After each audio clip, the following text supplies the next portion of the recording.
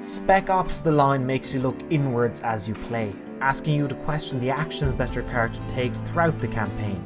Is what you are doing best for the people, or are you doing more bad than good? So many shooters allow you to destroy cities throughout the world, and once your mission is finished, you go home after apparently saving everyone and foiling the bad guys yet again, with no regard to the many lives you've ruined. It is refreshing to have a game which will ask you a complex question. With all that you have done, are you really the hero?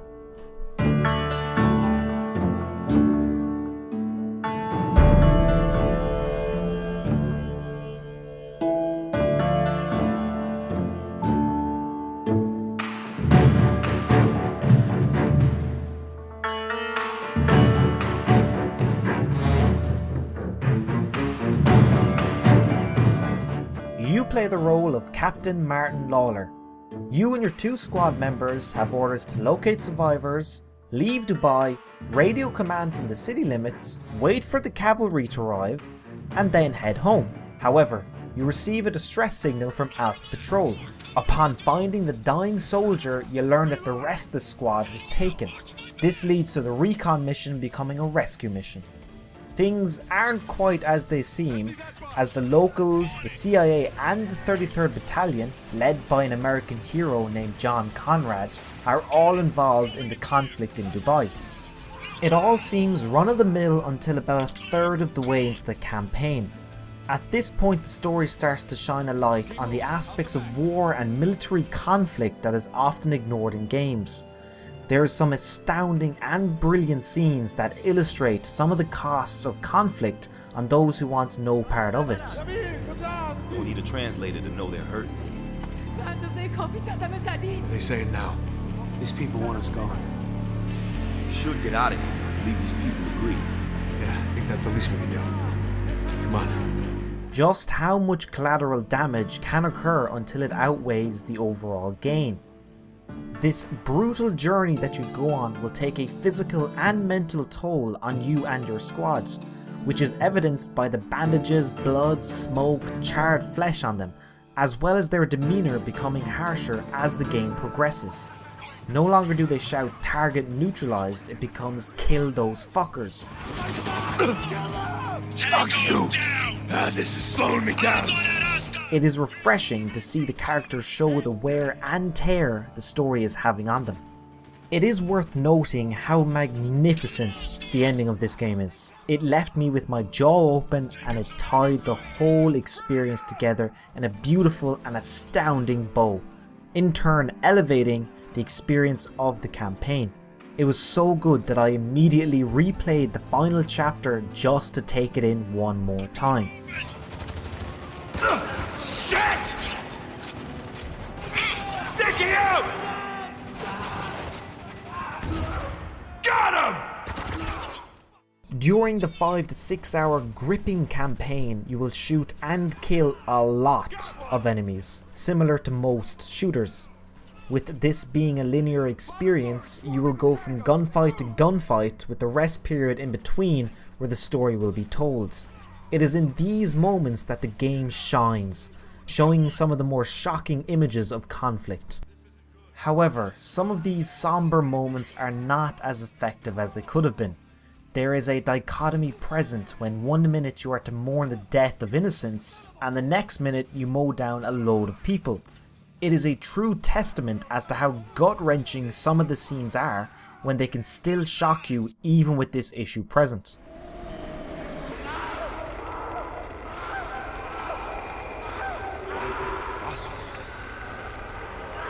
Don't let him touch you!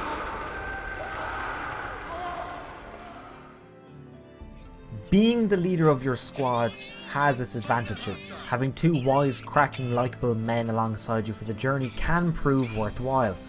They are seldom a hindrance and will actually kill enemies and press on without you having to micromanage every one of their movements. In regards to the gunfights, some of them can last a bit too long with harsh checkpoints.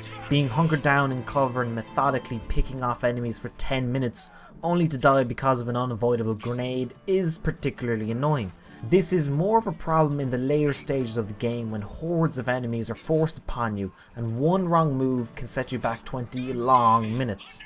However, this issue is few and far between.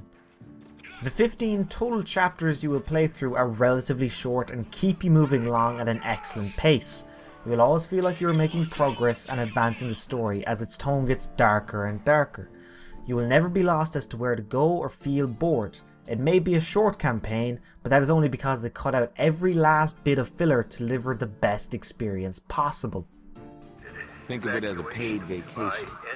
Well, for future reference, I prefer my beaches with a 3-to-1 sexy lady dead body ratio. Lugo, do you ever actually hear the shit coming out of your mouth?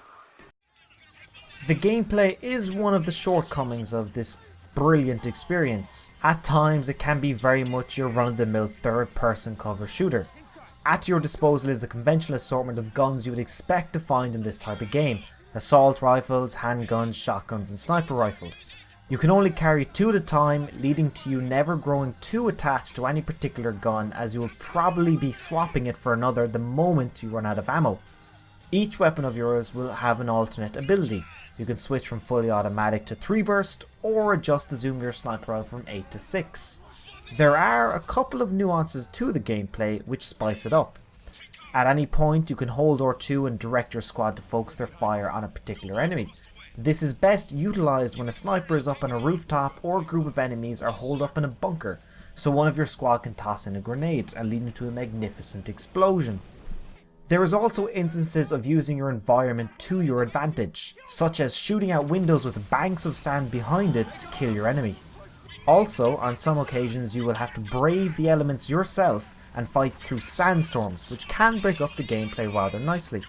Make no mistake, this is a cover-based shooter. You will spend most of your time during combat sliding, vaulting and swapping cover, all while popping up to take out one of the enemies. When you leave cover, the controls become a bit more awkward. Trying to move about in the open is cumbersome at best, especially during a hectic firefight. You will become frustrated by the robotic movements of your character and realise instantly that you are meant to stay in cover during all combat.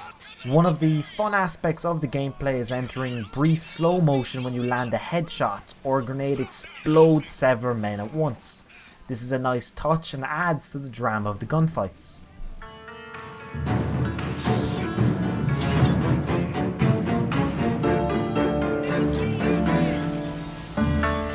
I like to rate games as one of 3 things: buy it, rent it, or pass on it. Considering that Spec Ops The Line nowadays goes for about €8, definitely buy it. Thanks for watching. All insurgents wishing to surrender, please report to your nearest outpost for processing.